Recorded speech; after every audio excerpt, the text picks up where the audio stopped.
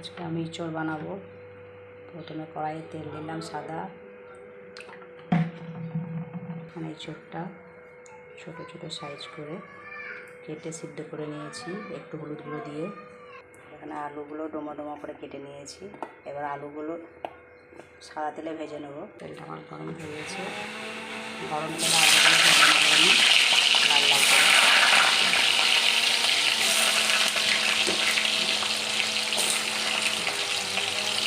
এখানে আমি একটা আদা রসুনের টমেটো আর পেঁয়াজের পেস্ট বানিয়ে নিয়েছি। সব একসঙ্গে মিক্সিতে পিষে নিয়েছি সব একসঙ্গে ভালো করে পেস্ট বানিয়ে নিয়েছি। এবার এখানে আমার আলুটা ভাজা হয়ে গেছে, তেজপাতা দিয়ে দিলাম।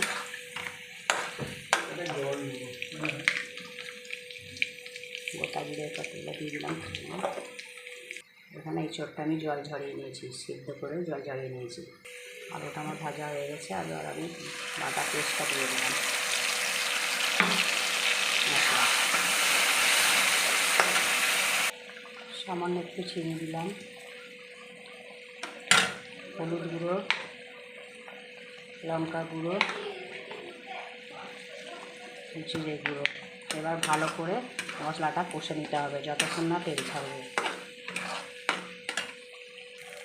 ভালো করে আমার মশলাটা কষানো হয়ে গেছে। এবার আমি ইঁচড়টা দিয়ে দেবো।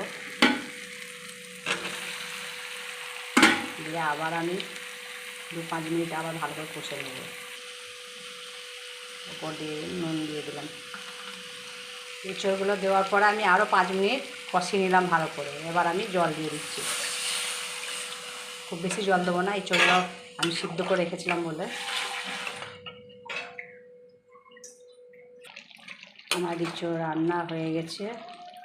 এবার উপর দিয়ে সামান্য ঘি ছড়িয়ে আমি নামিয়ে নেব। গাওয়া ঘি দিলাম উপর দিয়ে। দেখো কত সুন্দর কালার হয়েছে। আমি যেভাবে রান্না করলাম অবশ্যই তোমরা সেইভাবেই বাড়িতে ট্রাই করবে, দেখবে খেতে খুব সুন্দর হয়। আর আমার ইউটিউব চ্যানেলটা সাবস্ক্রাইব করে আসবে নতুন নতুন রান্নার জন্য।